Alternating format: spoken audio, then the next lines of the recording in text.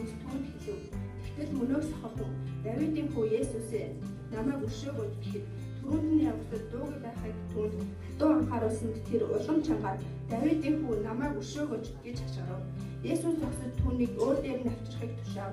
Цохор эрийг имэс тэр түүнээс өөрийнхөө төлөө юу хийхийг надаас хүснэ вэ гэсэн тэр эзэн намайг дахин хардаг болгооч гэхэд Есүс түүнд чи дахиад хараатай бол итгэлчин чамайг аварлаа гэв. Тэр даруй дахин хараа орж Бурхныг алдаршуулсаар түүнийг дагав. Үүнийг харсан олон түмэн бүгдээрээ Бурхныг магтцгаалаа. Амен.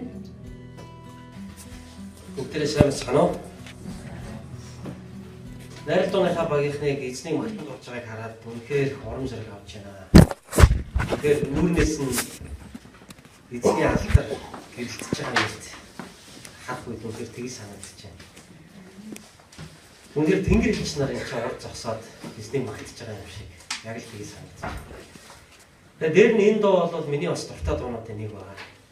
Тэгээд дэлхийн 2 дугаар дайны үед солонгосчууд Японд эзлэгдсэн байх үед пастор Жуги Чол Японы шоронд хоригдоод итгэлээсээ болж бас эх орныхаа тусгаар тогтнолын төлөө тэмцснээсээ болж хавчигдаад хадаасан дээгүүр алхаж явахдаа энэ дууг эзэнт дуулдаг.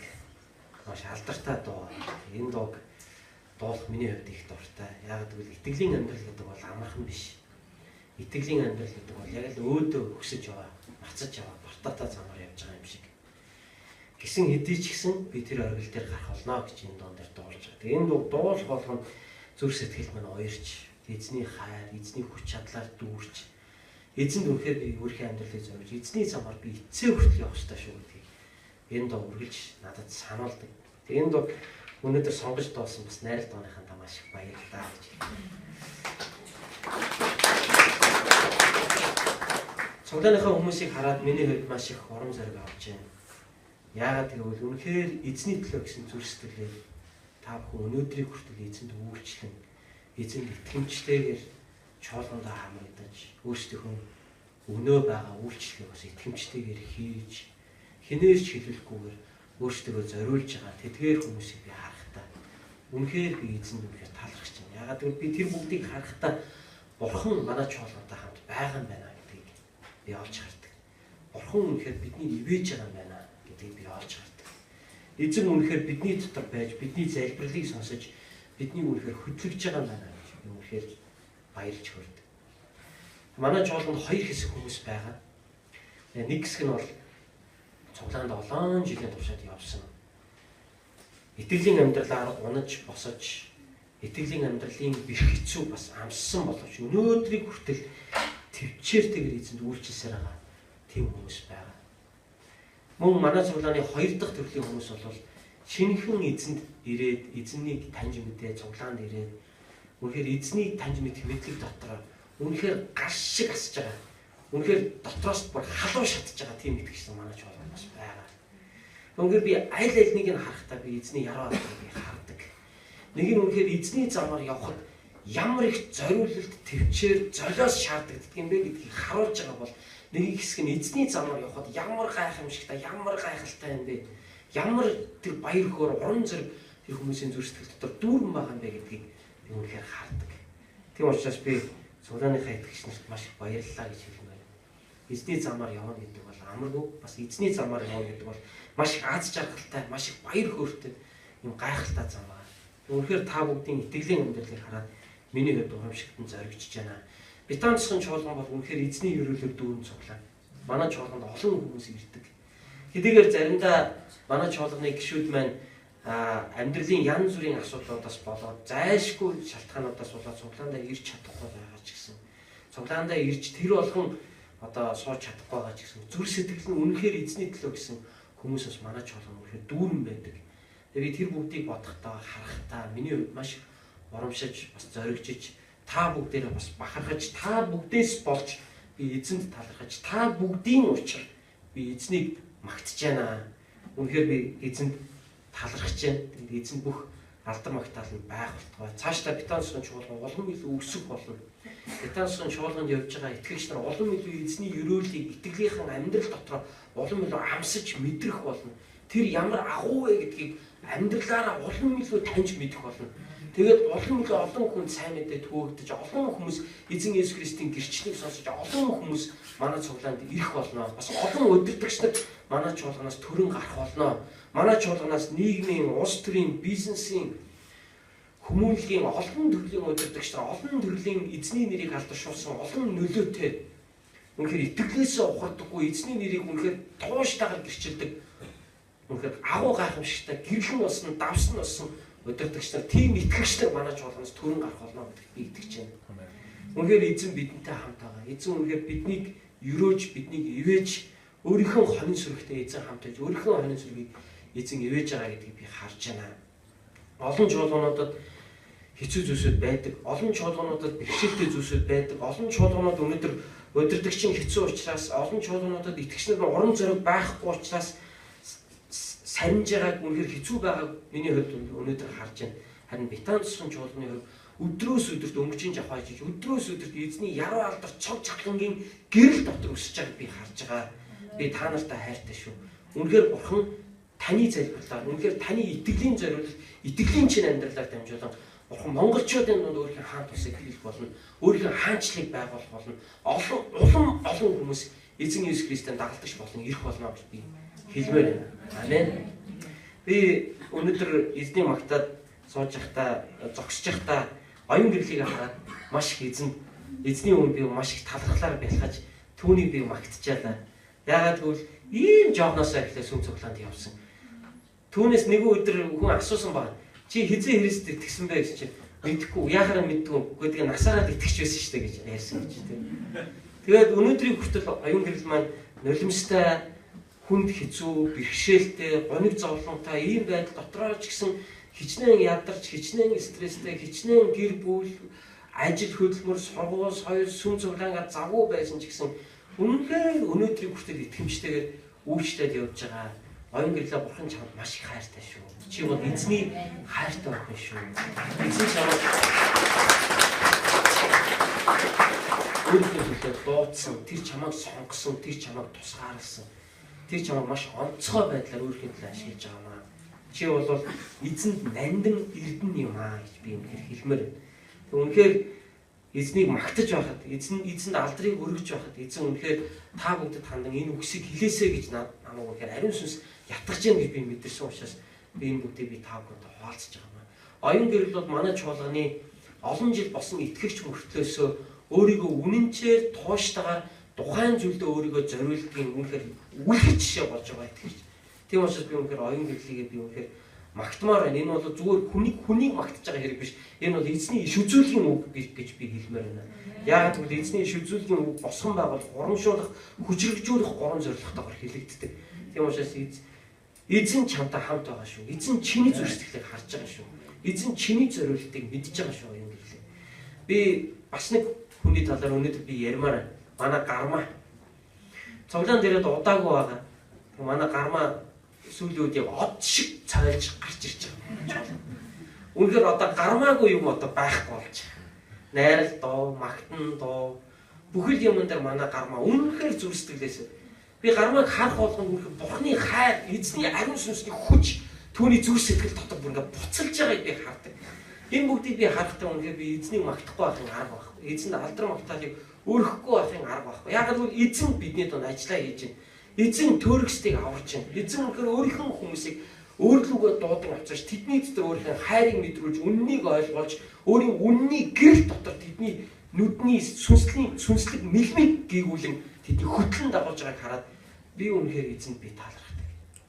Би заримдаа шүлддэг, би заримдаа ядардаг. Би заримдаа урам зоригоор үнэхээр хугардаг. Үнэхээр би ундаг. Гэхдээ хүмүүсийн эзэнд өөрийгөө зориулж байгааг хараад хүмүүсийн эзний үнэхээр төлөө эзнийг таньж мэдээ гэсэн тэр халуун хүсэл эрмэлзлийг нь харахтаа үнэхээр Бурхан бидний дунд байна гэдгийг би олж хардаг. Үнэхээр Бурхан бидний дунд байна гэдгийг би олж харж байгаа учраас би бас эзнийг өдөр бүр дагаж явж би эзэнд үйлчлэх ёстой гэдэгтээ би үргэлж урам зориг авдаг. Тийм учраас гармаа чи бол Бурханы охин шүү. Бурхан чамд маш их хайртай. Тэр чамаар дамжуулан ирээдүйд маш онцгой ажлыг хийх болно. Яагаад гэвэл тэр чамд маш онцгой дуудлага өгсөн. тэр чиний гараар дамжуулж өөрийн чуулганыг байж босгох болно. Чамаар дамжуулж унсан олон хүмүүсийг тэр босгон барьж байгуулах болно. Тэр чиний залбирлыг сонсож байгаа. Чиний алхан бүр түүний мотор дотор байгаа шүү гэдэг би хэлмээр. Урам зоригтойгоор эзнийг дагж түүний нэрийг алдаршуулаарай гэж би хэлмээр. Би өнөөдөр хуалцах эзний үгээр дамжуулан бас энэ л үгийг би Битанцхан чуулганы нийтгэгч нар бас би урамшуулан зоригжуулж би хэлмээр. Сүүлийн үед техник технологийн хөгжил дэлхийд маш их өндөр хувцастай явж байгаа гэдэг бүгдээр мэднэ. Ялангуяа зэвсэг техникийн хөгжил, цэрэг армийн хөгжил, армийн технологи буюу зэвсгийн хөгжил маш хувцастай өрнөж байгаа гэдэг бүгдээр мэднэ. Тэгээд одоо бүр харанхуйд хүртэл ингээд нүдэндээ зүгөө явдаг юм цэргийн юм шөнийн байлдааны дуран гэдэг нэг юм гарцсан ба тийм. Ингээд дуулган дээр бэхэлчдэг энэ дээр. Тэгэхээр яг шөнийн операцид орох болох юм бол тэр шилээ бүгдээр нь дуулгаад ингээд нүдэн дээр ингээд тааруулчихдаг. Тэнгүүд юусэн яг тэр өдөр шиг гэрэлтэй харагддаг юусэн. Тэр болж чулууны ар модны араар байгаа эсрэг талын дайшны цэргийг ч юм уу ингээд бүх юмыг юусэн ингээд яг алган дээр байгаа юм шиг юусэн ялгаж салж хардаг. Тэгэхгүй бол шүн хүмүүс нөгөө юмыг сайн олж харж чадахгүй учраас дайсан хаана байгаа, манайхан хаана байгаа, хаанаас буудаад байгаа юм, хаагур нь хүмүүс гүйлдээд байгаа юм тэрс олж хардаггүй. Харин шөнийн дуран бол яг юг олж харддаг гэвэл тэр тулалтаанд дайсан хаана байгааг нь олж харуулдаг. Хаанаас дотолж байгааг олж харуулдаг. Бас хаашаа буудах юм бол, яаж тулалдах юм бол илүү төхөмтэй байдаг шөнийн дуран бол ийм ногоон туяагаар ингэж маш тодорхой харуулдаг байна. Тэгээ би боддог байхгүй энэ зүйлийг хараад би юу гэж бас бодсон бэ гэхээр Христийг өөрийнхөө нүдний шил болгон зүвсэн хүмүүс ч гэсэн энэ харамхуу хорвоод моёрын сүнсний тэмцэл, моёрын сүнсний бидний эсрэг хийж байгаа тэмцэл бас бид бүгдийн сүнслэг тулаан хэрхэн өрнөж байгааг бид бас олж харддаг юм байна гэж. Харин Христийг бид нүдэндээ зүүж чаддаггүй учраас харах ёстой юм харж чаддаггүй бүхэл юм бидэрт харанхуй харагддаг учраас бид чулуун тэглэн бүдчин өстөн дайсандаа алуулна, хядуулна, шарх авна маш их хохирлуудыг бол амсдаг. Бид өмнө тэгжил амьдэрсэн шүү дээ. Харин бид Христэд итгэж Христ хэмээх шилээ бид нэг хорвоог харах усан тэр цагаас хойш эзний хүсэл жухам юу болохыг энэ моёрын сүнс бидний амьдралыг хэрхэн уруу татаж биднээ хэрхэн тогтолж байгааг бид ялган харах чадвартай гэсэн ба. Өөрөөр хэлбэл бидний сүнсний нэлмийг нэгцэх гэсэн үг. Нөхөр эхнэр хоёр амралтын өдөр уулын орой дээр гарчээ. Сахилж гин. Тэгээд эхнэр нь нөхөртөө ингэж хэлж гин. Хараа хороо ямар сайхан ягаан байна гэж хэлсэн. Харин нөхөр нь юу яриад байгаа юм бэ? Цэнхэр байж тээ гэж хэлсэн. Тэгсэн чинь эхнэр үгүй ягаан байж тээ гэж маргасан. Тэгсэн чинь нөхөр нь үгүй цэнхэр байж тээ гэж маргасан. Удалгүй тэр нэг зүйл анзаарсан. Эхнэр нь ягаан тавьяатай нүдний шилтэй, нөхөр нь хөх тавьяатай нүдний шилтэй байгааг анзаарсан. Хүн ер нь нүдэндээ ямар шилтэй байгаагаар хороо яг тэгж л харагддаг. Хэрвээ та Христээр энэ хороог харуул хороо танд яаж харагдах бол? Тэгэхээр би өнөөдөр та бүхэн эзний үгийг Христээр харцгаая гэдэг сэдвээр эзний үгийг би та бүхэнд хуваалцахыг хүсэж байна. Есүс Христээр дамжуулан хорвоог харах болсон нэгэн хүний түүхийг өнөөдөр би та бүхэнд хуваалцахыг хүсэж байна. Түүнийг Ериход ойртон ирэх үед нэгэн сохор хүн гуйлахгүй замын хажууд сууж байна. Хажуугаар нь өнгөрөх олны дууг сонсоод тэр юу болоод байгааг лавлжээ. Назарын Есүс яваг хүмүүс түүнд хэлв. Тэгтэл мөнөөх сохор хүн Давидын хүү Есүсээ намайг өршөөгөөч гэхэд түрүүнд нь явагсад дуугүй байхыг түүнд хатуу анхааруулсан. Тэр улам чангаар Давидын хүү намайг өршөөгөөч гэж хашгирав. Есүс огсож түүнийг өөр дээр нь авчрахыг тушаав. Сохор эрийг ирмэгц тэр түүнээс өөрийнхөө төлөө юу хийлгэхийг надаас хүснэ вэ гэсэнд тэр эзэн намайг дахин хардаг болгооч гэхэд Есүс түүнд чи дахиад хараатай бол итгэл чинь чамайг авралаа гэв. Тэрээр тэр Давид дахин хараа орж Бурхныг алдаршуулсаар түүнийг дагав. Түүнийг харсан олон түмэн бүгдээрээ Бурхныг магтцгаалаа гэж хэлсэн. Амен. Тэгэхээр хэдийгээр тэр хардаггүй байсан ч үнэндээ энэ хараагүй хүний сэтгэлийн нэлмий бол аль хэзээний харж исэн ба. Учир нь тэр Есүсийг хэмбэ гэдгийг мэдчихсэн. Энэ үгээр юу болоод байгаа юм бэ гэж асуухад Назарын Есүс явж байна гэж хэлэхэд тэр аль хэзээний Есүсийг мэдчихсэн. Тийм учраас Давидын хүү Есүсээ намайг өршөөгөөч хэмээн гуйсан ба. Энэ бол хэдийгээр түүний махан биеийн нүд харж чадахгүйсэн ч харин түүний сүнсний нэлмий аль хэзээний нэгдсэн байсан. Харамсалтай махан биеийн нүд нь нээлттэй мөртлөө сүнсний мэлний харалхан удирдагч нар тухайн үед Юудэд олон байсан. Тэднийг энэ хүнтэй харьцуулах юм бол тэд маш сайн харж байсан боловч харин тэд Христийг тэд орж гарч чадахгүйсэн. Энэ үднээс аваад үзэх юм бол тэд үнэхээр өөрсдөө харж яах гэж боддог мөртлөөс үнэндээ хардаггүй хүмүүс байсан. Хороо дээр өнөөдөр ийм хүмүүс олон байна шүү дээ. Бид ч гэсэн өмнө нь Христээр ирэхээс өмнө өөрийгөө харж яах гэж бодоод бид харалхан амьдсан шүү дээ. Харин бид өнөөдөр Христэд итгэж Христийн гэрэл дотор, Христийн хайр дотор бид үннийг хардаг болсон. Эзэн бидний мэлмиг нээсэн байна.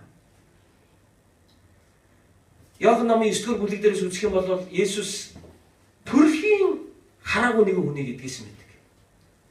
Тэр үед Юудын удирдагч нар Есүст маш их дургуутсаж байсан учраас Есүсийг Христ гэж хэлсэн хүнийг синагогт оруулахгүй гэдээ бүр зарлчихсан байсан. Синагогт оруулахгүй гэдэг чинь одоо юу гэсэн үг вэ? Ерөөсөө тэр хүн бол Бурхны хүн биш гэсэн утгатай байхгүй. Тийм учраас Есүсийг Христ гэж хүлээн зөвшөөрсөн хүн синагогоос хөөгдөх аюултай юм байсан үед нэгэн төрөлхийн сохор хүнийг Есүс эдгэсэн байдаг. Тэгээд тэр хүнд хараа ороод үнэхээр хэн чамайг эдгэсэн бэ гэсэн чинь тэр Есүс тэр бол Христ намайг эдгэсэн. Яагаад гэвэл тэр хараагүй хүнийг хараатай болгож байгаа юм чинь тэр Христ л байж таараа гэж.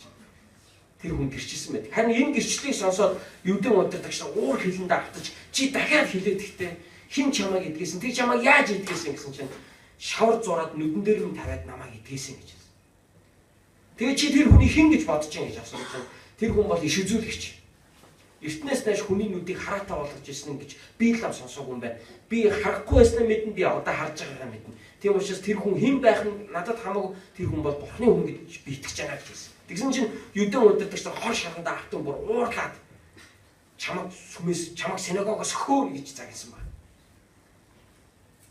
Ингээд байжсэн чинь Есүс тэр хүн дээр ирээд одоо чи харж яана гэж харж яана гэж хэлсэн. Намайг хэн эдгэсэн бэ гэж чиний харж байгаа тэр хүн чамаг эдгэсэн гэж хэлсэн. Ингээд тэр хүн Есүс байна гэж таниад түүнийг үнэхээр хүндлэн мөргсөн байдаг. Харин тэр үед түүний хажууд Юудын удирдагч нар байж исэн. Тэгээ Есүс юу гэж хэлсэн бэ гэхээр би энд ирэхэд эрэхтэй хардаггүйг хараатай болгохын тулд харин харагсдыг хардаггүй болгохын тулд би ирсэн юм гэж хэлсэн. Яг энэ үгийг сонссон фарисеучуд өөрсдийг нь хэлгээд ийн гэж ойлгоод таны бодлоор бид нар бас хардаггүй юм биш үсттэй гэж асуусан. Харин Есүс тэдэнд хариуд нь юу гэж хэлсэн бэ гэвэл та нар хардаггүй байсан бол илүү дээр байсан юм. Тэгсэн бол та нар гингүй байх байсан. Харин та нар өөрсдөө өнөөдөр харж яах гэж бодож байгаа учраас та нар Бурхны өмнө нүгэлтэй байна гэж хэлсэн байна. Энэ ямар утгаараа юм бэ гэвэл өөрсдөө харж яах гэж боддог хэрэг үнэн хэрэгтэй Христийг харж чадахгүй байснаасаа болж тэд Бурхны өмнө нүгэлтэй байсан юм аа. Харин тэр хүний тэр удирдагчдын хажууд тэр төрөлхийн хараагүй байсан тэр хүн бол үнэндээ жинхэнэ харж исэн байна. Тэр хүний махан биеийнүүд харахгүй байсан ч гэсэн харин түүний сэтгэлийн нийгмийг Христийг олж харж хүлээн зөвшөөрснөөр тэр жинхэнэ харах болсон юм. Яагаад гэвэл тэр хараагүй байсныхаа улмаас Христийг хардаг болсон. Тийм удирдагчдаар тухайн үеийн нийгэм зөндөө байсан. Яг л ийм үед Христийг хардаг гэж бодож байгаа мөртлөө харж чаддгүй тийм л нийгмийн үед хараагүй мөртлөө харж чадсан нэгэн хүний түүхийг өнөөдөр бид нар ярьж байна. Марк номын 10 дугаар бүлгийн 46-аас 52 дугаар ишлэлдээс унших юм бол энэ хүнийг Бартимей гэдгийг бид нар мэдж байна. Бидний уншсан саяны Лукийн 18 дугаар бүлгийн энэ хэсэг дээр энэ хүний нэрийг дурдаагүй бол харин Марк номын 10 дугаар бүлгийн 46-аас 52 дугаар хэсэг дээр яг энэ хэсгийг дурдахдаа түүний нэрийг Бартимей гэж хэлдэг гэж хэлсэн байдаг. Энэ бол Бартимей гэж. Тэр хүүхдийн цуглаан дээр ч гэсэн сохор гуйлагч Бартимей гэж хүүхдүүд юм дуу муу дуулаад хөдөлгөөн хийгээл янз янзын тийм юмнуудыг бол хийдэг байна. Түүний нэрийг Бартимей гэдэг. Энэ нь бол армей нэр байна. Бартимей гэдэг нь ямар утгатай нэр бол бар ер нь хүү гэсэн утгатай. Ямар нэг юмны хүү гэсэн утгатай. Библиэлд ер нь бар гэдэг нэртэй олон хүн байдаг. Жишээлбэл Барнаб. Набас гэдэг нь юу гэсэн бар наб гэдгийн ардлын набас гэдэг нь юу гэсэн утгатай гэвэл тайвшрал уран зоригийн гэсэн утгатай. Тэгэхээр бар урд нь бар залгачаараа тэрний хүү гэсэн утгаар хэлэгдэж байгаа.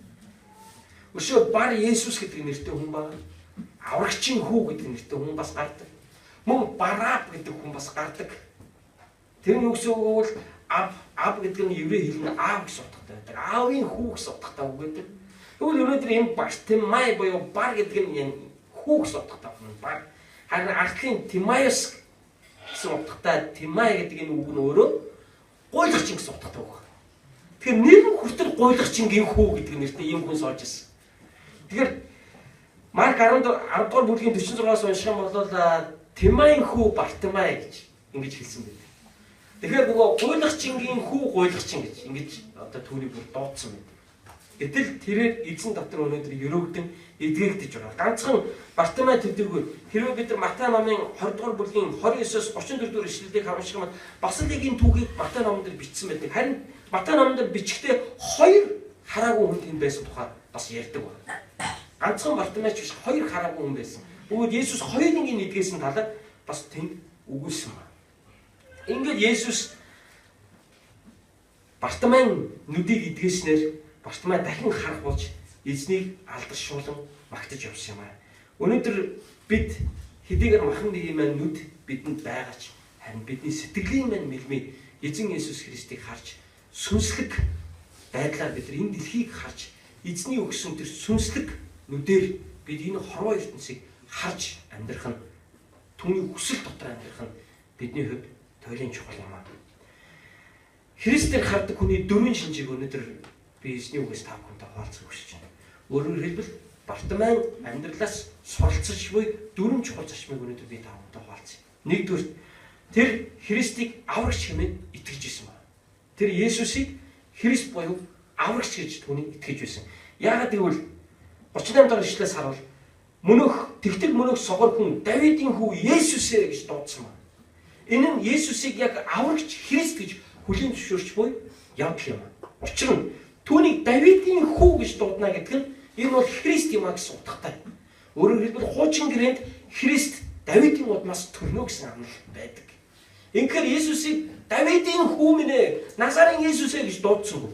Энэ хэн яваад байгаа юм бэ гэж асуухад 37 дугаар ишлэл дээр Назарын Есүс үүгээр явж байна гэж хүмүүс хэлэхэд хөөе Назарын Есүсээ гэж дуудсангүй. Харин гэж босчихгонгүүтээ Давидын хүү минь ээ гэж түүнийг дуудсан байна. Энэ нь юу гэсэн үг вэ гэвэл тэр бол Христ буюу аврагч гэдгийг Бартимай хүлээн зөвшөөрч итгэж байсан гэсэн утгатай.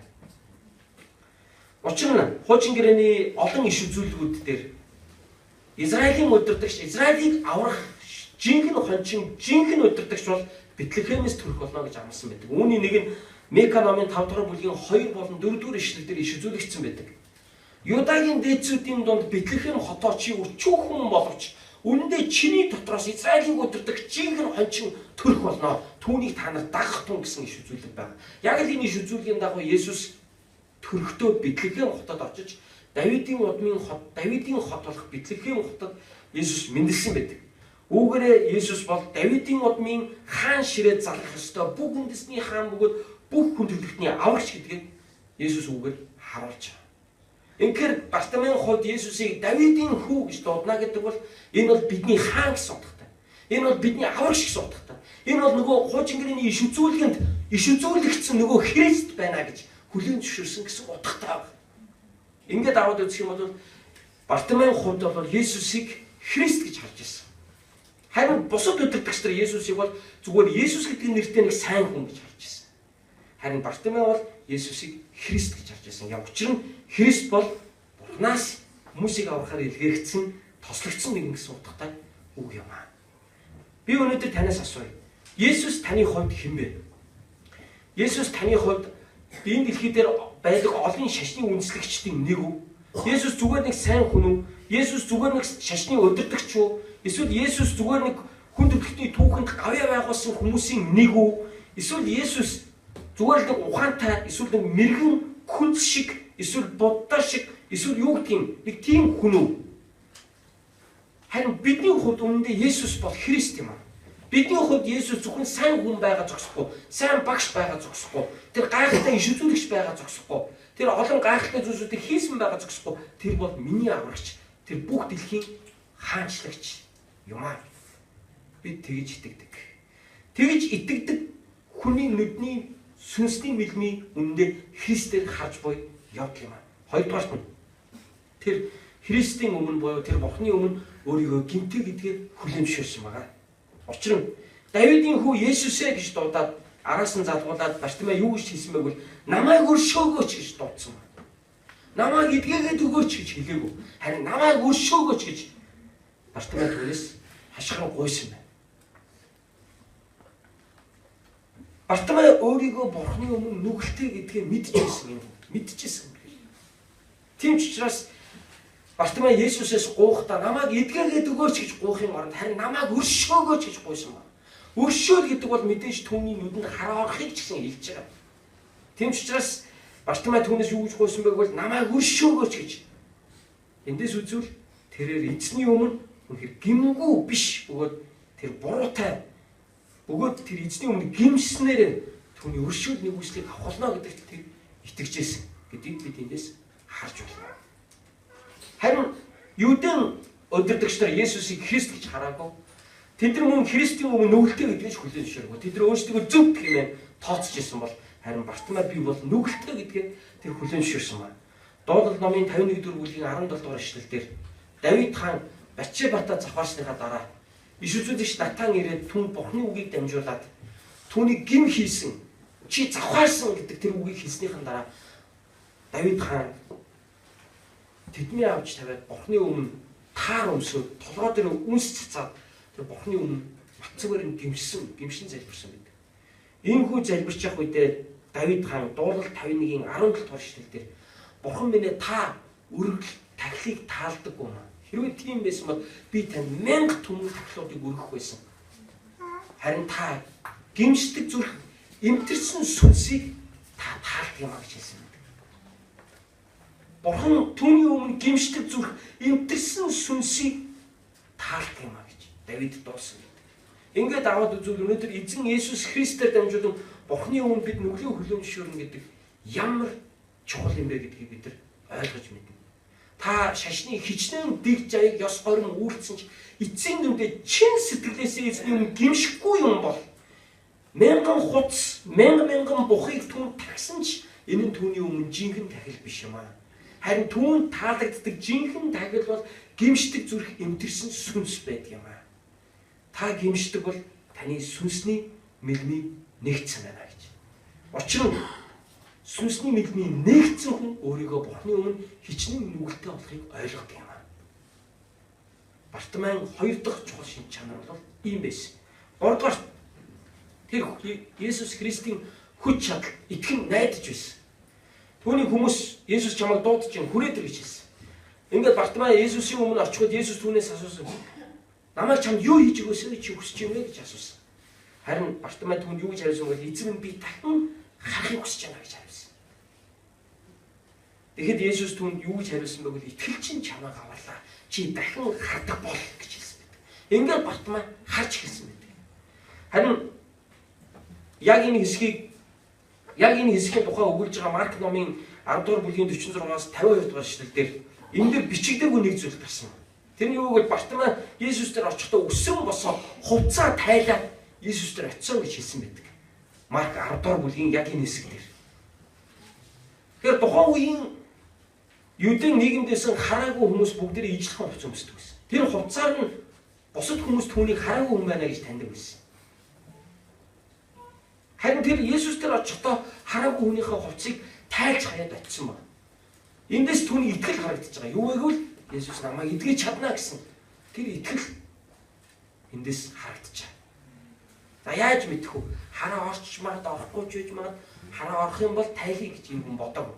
Харин Есүс чамайг дуудаж байна л гэвэл энэ хүн үнэхээр эдгэрнэ гэдэгтээ итгээд хуцаа тайлж хаяад хараагүй хүнийхээ өмсдөг хуцаа тайлж хаяад тэр Христ дээр очисон байна. Тэгээ намайг чамд юу хийж өгөөсэй гэж хүсэж байна гэж асуухад би дахин хамаарана гэж хэлсэн. Энэ нь ч гэсэн Есүс өөрийг нь итгэж чадна гэдэгт итгэжсэнийг харуулж байгаа. Тэгэхээр өнөөдөр ямар итгэл Бурхан таалагддгүй бол өөрийнхөө нөхцөл байдал дотроо эзэн яг өөрийнхөө нөхцөл байдалд агуу ажлыг хийж чадна гэж итгэж байгаа. Тэр бүх итгэл бол түүний өмнөхөр таалагддаг. Бартимей Есүсийг Христ гэж итгэж зогсохгүй. Тэр өөрийгөө Бурханы өмнө нүгэлтэй гэж итгэж гимшээ зогсохгүй. Тэр өнөөдөр өөрийнх нь амьдрал Бурхан боддоор ивэлэн үзүүлж чадна гэдэгт итгэжсэн байна. Би бас танаас өнөөдөр асуумаар байна.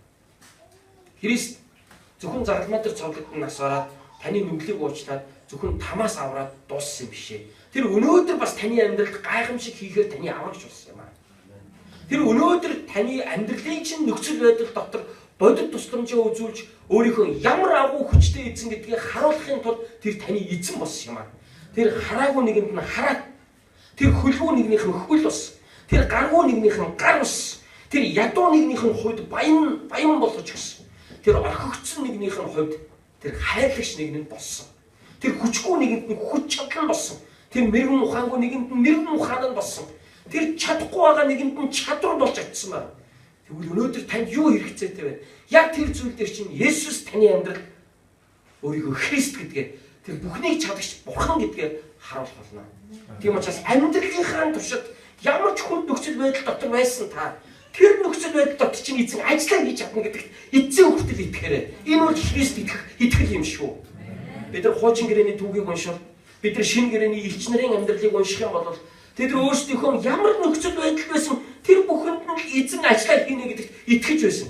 Шоронд байсан элч хүн шоронгоос өөрийг нь гаргана гэдэгт итгэж байсан. Өвчтөй байсан нэг нь Бурхан өөрийг нь эдгэн гэдэгт тэр итгэж байсан. Дутагдж гашигдж байсан нэг нь эзэн намайг хангана гэдэгт итгэж байсан. Төөрч замаа алдсан нэг нь эзэн намайг замчлан өдөрт холно гэдэгт итгэж байсан. Үр хөөгдгөө нэг нь эзэн намайг үр хөөгдтэй болгож өгнө гэдэгт итгэж, дайн тулдаанд орохдоо эзэн надад ялтгийг өгнө гэдэгт бас итгэж байсан ба. Тэгвэл өнөөдөр таны амьдрал ямар нөхцөл байдалд нь яг тэр нөхцөл байдал дотор чинь эзэн ажиллаа хийх болно. Хэрвээ тэр нөхцөл байдалд эзэн ажиллаа хийнэ гэдэгт итгэж чадахгүй юм бол бид Христэд итгэхэд яах юм бэ? Христ бидний зөвхөн нүглийг угааж тэр биднийг тэнгэрт аваачихын тулд ирээгүй. Тэр бидний энэ дэлхийд тэр өрөөхийн тулд бас ирсэн юм. Энэ дэлхийд тэр бидний өрөөснөөр бид хэзнээр хэрхэн өрөөгдөж байгааг бусад хүмүүс харснаар тэр бас эзнийг магтахын тулд Есүс ирсэн юм. Яагаад гэвэл Бартимей хараа ороод түүнийг магтан алдаршуулж дагаж байгааг бусад хүмүүс хараад юу хийсэн бэ? Үүнийг харсан олон түмэн бүгдээрээ Бурхныг магтацгаалаа хэмээн төгсгөлийн өгүүлбэр дээр өгсөн ба. Яагаад гэвэл таны амьдрал биелсэн Бурхны ивэлээр дамжуулан, таны амьдрал дээр хэрэгжиж буй эзний нэгүслээр дамжуулан өөр хүмүүс бас Христийг хараад магтах ёстой. Үүний тулд эзэн таныг ивэхийг хүсдэг. Үүний тулд эзэн таныг ерөөлийн суу болгон ашиглахыг хүсдэг. Үүний тулд тэр таныг өөрийнхөө гайхамшигын гэрч болгон ашиглахыг хүсдэг юм аа. Халелуя. Эзэн бол амьд юм аа.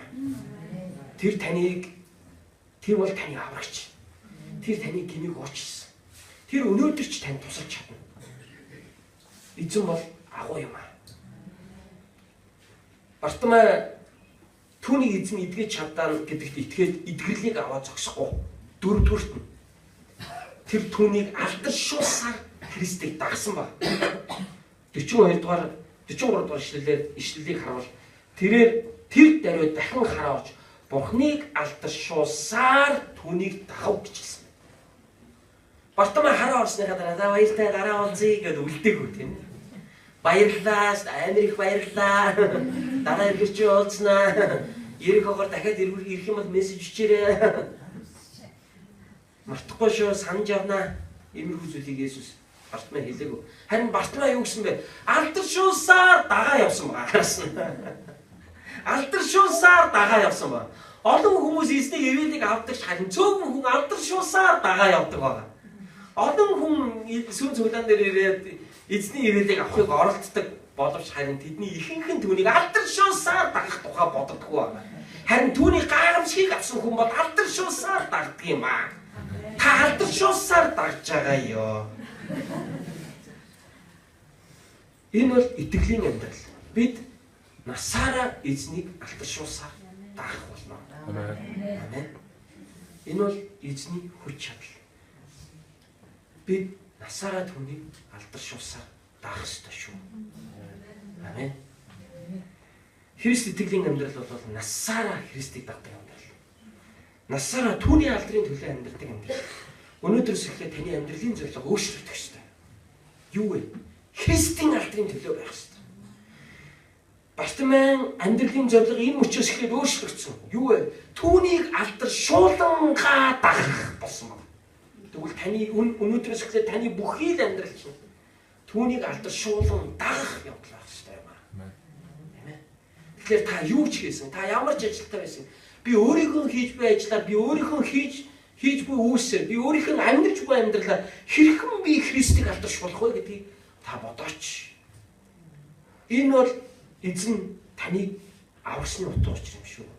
Яагаад гэвэл тэр таныг аварснараа тэр танаар дамжуулан өөрийгөө алдарш болох хүсдэг юм аа. Бүгдээ Христийг алдарш болгон дагцаая. Энэ бол сүнслэг мэлмийн нэгдсэн хүний амьдралаас гарч ирдэг дөрвөн үр жимс юм аа. Тэр Есүсийг Христ хэмээн итгэдэг. Тэр эзний өмнө нүгэлтэй хэмээн гимшдэг. Тэр эзний гайхамшиг хүч чадалд итгэдэг. Тэр түүнийг алдаршуулсаар дагдаг юм аа. Энэ бол жинхэнэ сүнслэг мэлмийн нэгдсэн хүний итгэлийн амьдрал. Харамсалтай нь тухайн үеийн юудын удирдагчдын сүнслэг мэлмийн нэгдэг байсан учраас тэд Есүсийг Христ гэж харж чадахгүйсэн. Тэд түүний өмнө гэмтээгээ хүлээн зөвшөөрч чадахгүйсэн.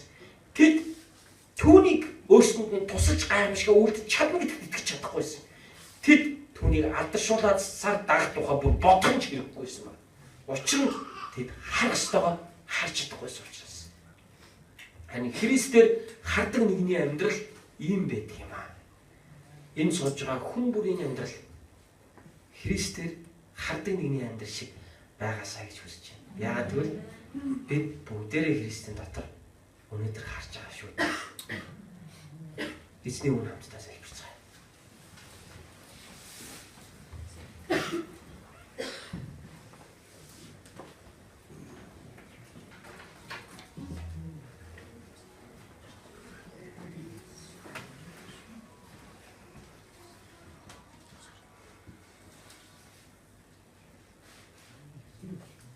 Ерөөсийн эцэг минь танд баярлалаа.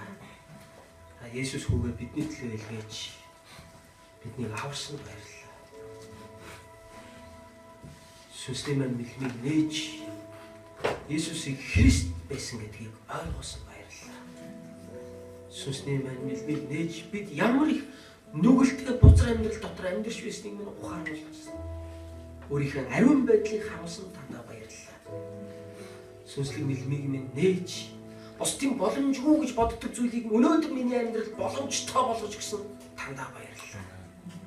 Сүнслэг мэлмийг минь нээж амьдралын минь утга учирыг зааж гисэн тандаа баярлалаа. Эзэн минь тансрч болгох итгэж таныхаа өмнө ирж байна. Эзэн минь бид таныг алдаршуулж дагахын тулд бид танийгаа дагах болно. Бид танд амьдралаа зориулна. Есүс та биднийг эвээгч. Есүс Тамаа битансан чуулганы хүнний бүрийг хөтлөн дагуулаач. Та яг одоо ариун сүнсээр тэдний зүрх сэтгэл хүрээч. Алхам бүрээр та тэднийг дагуулаач. Халелуя. Өдөр хамтдаа эзний өмнө судал дээр судлаасаа босцгоо. Түүний бүгдээр хамтдаа эзэмшиж